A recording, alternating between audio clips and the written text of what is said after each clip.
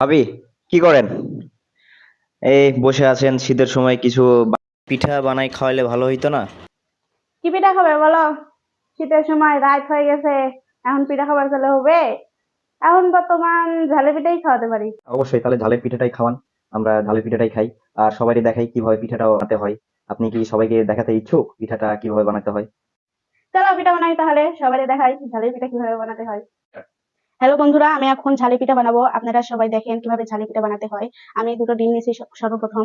আপনারা দেখতে থাকেন। সর্বপ্রথম একটু হালকা গরম পানি নিয়েছি, তারপরে চালে গুঁড়ি নেবো,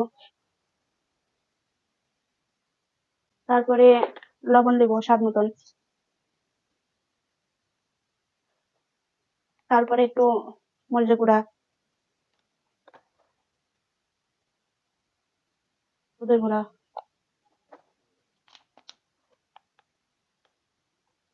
সাথে একটু ধনিয়ার গুঁড়া,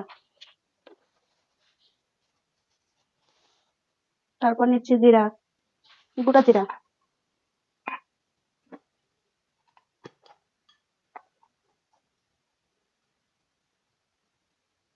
তারপর নিবো, অনেকে আমরা এই জিনিসটা চিনি না, এই জিনিসের নাম বলে বেকিং পাউডার, আমরা বলবো ছোটা, খাবার ছোটা। তারপর ডিম ভেঙে দেবো,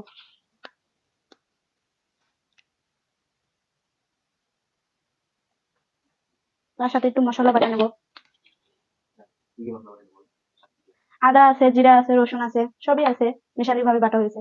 তারপর এটা আমরা হাত দিয়ে মিক্সচার করবো। আমার আটা মাখানো শেষ, এখন আমি পিঠে বানাবো।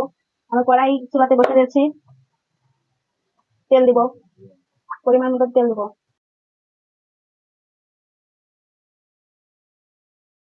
আপনারা দেখেন সবার ভিতরে অনেকে বলে পিঠা কাঁচা থাকে, ভিতরে দেখেন একটু কাঁচা নাই, এই যে একটু কাঁচা নাই।